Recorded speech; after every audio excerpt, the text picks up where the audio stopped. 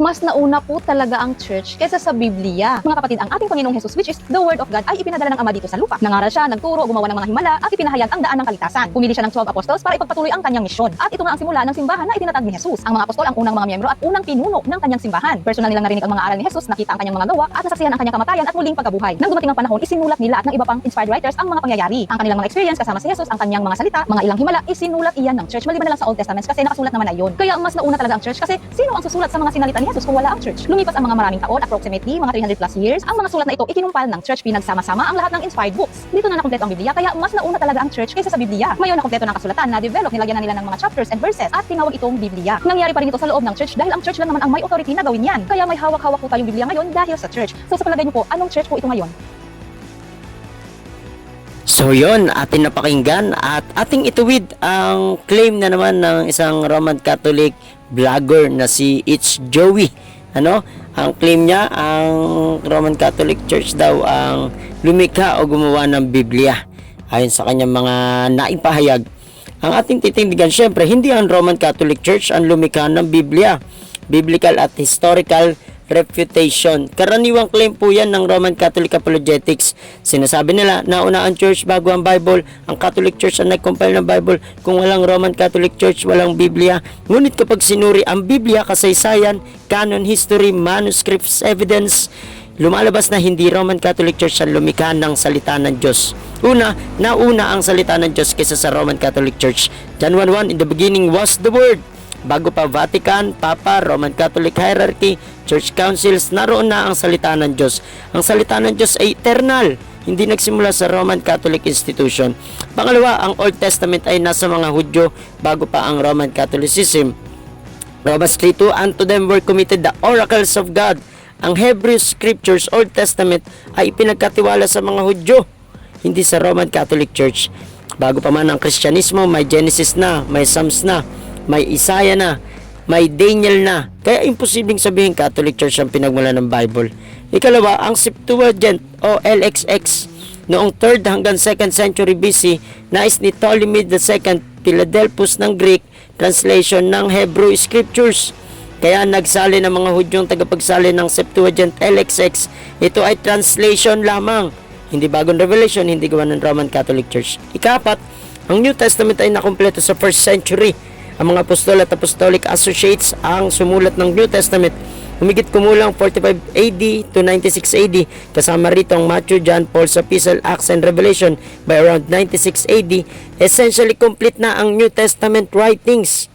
Ikalima, may mga scriptures na ang mga unang Kristyanismo. Colossians 4:16, pinapabasa ni Pablo ang kanyang sulat sa iba't ibang churches. 1 Thessalonians 5:27, inutusan niyang basahin publicly ang kanyang epistle. 2 Peter 3:15 to 16, tinawag ni Pedro na scriptures ang writings ni Paul. Ibig sabihin, kinikilala na bilang authoritative scripture ang apostolic writings sa 1st century pa lamang.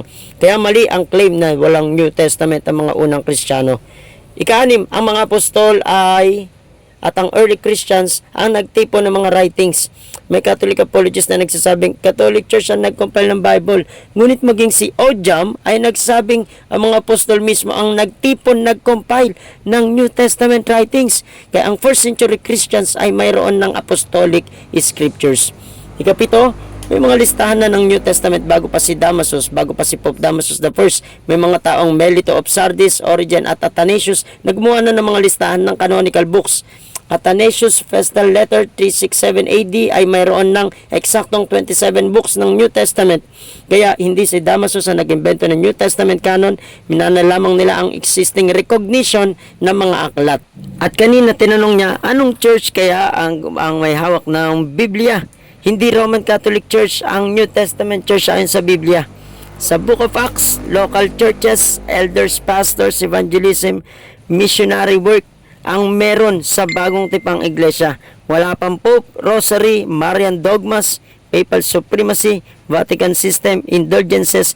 Kaya hindi pwedeng i-equate agad ang New Testament Church sa later Roman Catholic institution. Ang church, tatandaan nyo, ang tagapangalaga, hindi creator ng katotohanan. 1 Timothy 3:15, the church of the living God, the pillar and ground of truth. Ibig sabihin, hindi sinabi source of truth, Ibig sabihin, hindi sinabi creator of scripture. Ang kahulugan, tagapagtanggol, tagapagtaguyod lamang ng katotohanan. Ang tunay na simbahan ng Panginoong Kristo Jesus na hindi Roman Catholic Church. Katulad ng amposte ay sumusuporta, hindi lumilikha ng gusali. Si Jesus, kung babalikan mo, ay scripture ang final authority. Paulit-ulit na sinasabi ni Kristo, it is written. Hindi niya sinabi, the Roman Church says. Ang authority ni Jesus ay ang salita ng Diyos na dapat nating tularan. Ang tunay na authority ay Diyos at ang kanyang salita in Psalms 119 verse 89, forever, O Lord, thy word is settled in heaven. Kaya bilang pagtatapos, nauna ang eternal word of God, nauna ang Old Testament scriptures, kompleto na ang New Testament na sa 1st century, may canonical recognition bago pa si Damasus, si Jerome ay translator lamang, ang Vulgate ay translation lamang, ang Council ay nag-affirm lamang, ang Church ay tagapangalaga lamang ng truth, hindi Roman Catholic Church ang lumikha ng Bible. Matthew 24 verse 35, sinabi ni Jesus, heaven and earth shall pass away, but my words shall not pass away. Ang salita ng Diyos ay eternal, hindi nakadepende sa Roman Catholic institution upang maging authoritative. Kaya nauna po muna ang salita ng Diyos na Biblia na unay binubuo ng lumang tipan. At sa unang siglo, wala pa ang Roman Catholic Church, kumpleto na may writings na ang New Testament Church Christians. Ano po?